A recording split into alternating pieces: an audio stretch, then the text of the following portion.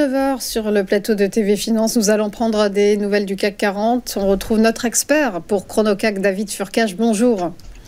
Bonjour Zine.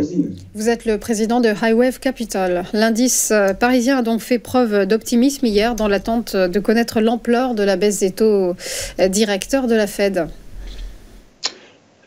Donc l'indice CAC 40 que vous avez sous les yeux a peut-être pris de l'ampleur, mais de manière très pondérée, puisqu'en fait le graphique que vous avez sous les yeux vous permet d'observer que l'indice français maintenant évolue depuis le début de l'été sous une oblique baissière qui elle-même est capée par sa moyenne mobile à 100 périodes. Vous voyez également la présence de résistances majeures, l'une à 7800 points et l'autre à 7886 points. Donc en fait, l'indice CAC 40 poursuit sa phase de consolidation sous des résistances, qu'elles soient obliques ou horizontales.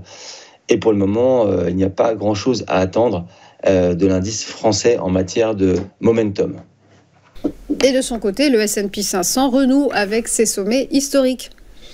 Et oui, c'est ça l'affaire pas du siècle, on verra tout à l'heure sur le graphique suivant, mais effectivement, le vent boursier vient de l'outre-Atlantique et notamment des indices américains, avec un SP 500 qui surperforme de manière extrêmement régulière l'indice français. Et en matière d'allocation géographique de portefeuille, il vaut mieux se situer du côté des États-Unis plus que du côté de l'indice français.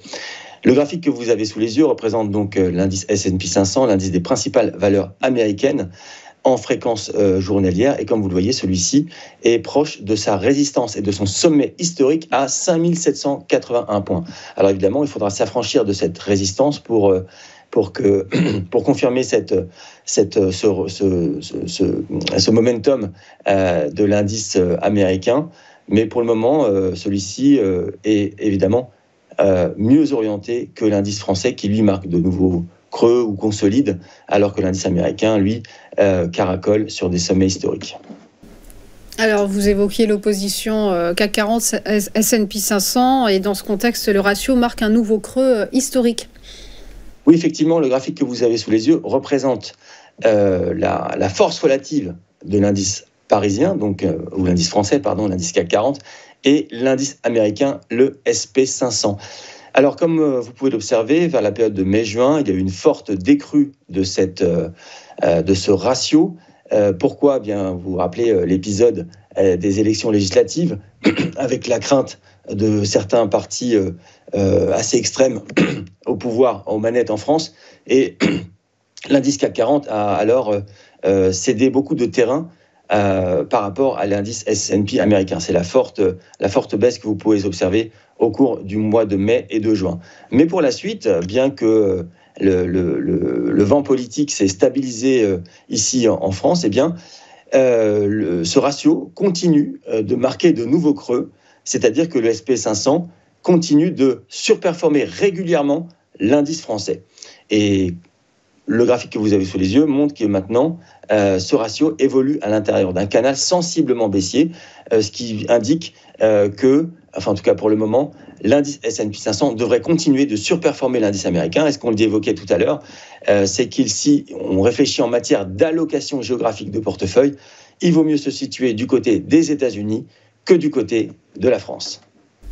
Et on termine par les cours de l'or qui franchissent un objectif théorique poussé par la baisse de rendement en US dollars. Oui, effectivement, du côté de la politique monétaire américaine, évidemment, le marché s'attend à un cycle qui soit plus favorable, en tous les cas, au marché, à l'économie, c'est-à-dire un cycle de baisse de taux. Et évidemment, si les rendements du dollar s'atténuent, naturellement, le marché va chercher d'autres valeurs et d'autres actifs. Et d'une certaine manière, on peut penser que l'or en bénéficie, puisque depuis le début de l'année 2024, celui-ci ne cesse de marquer de nouveaux sommets historiques. Il s'était extrait d'un canal qui avait perduré plusieurs années, donc entre 2020 et 2023. Il s'en est extrait par le haut et marque à nouveau de nouveaux sommets de manière assez systématique. L'objectif du canal qu'on avait présenté à l'émission à plusieurs reprises était à $2579. Celui-ci vient d'être franchi et ce qui laisse un nouveau boulevard, je dirais, on va rester sage, mais cela laisse une nouvelle phase de momentum pour l'or et pour celui-ci de marquer donc toujours de nouveaux sommets et qui dépendront potentiellement de la Fed. Va-t-elle être plus agressive ou pas à l'égard de son cycle de baisse des taux? Le futur nous le dira. En tout cas, pour ceux qui ont des positions longues sur l'or, nous recommandons de les conserver. Merci beaucoup David Turcage pour votre analyse. Belle journée à vous. On marque une nouvelle pause et on se retrouve juste après pour les Market Movers. À tout de suite.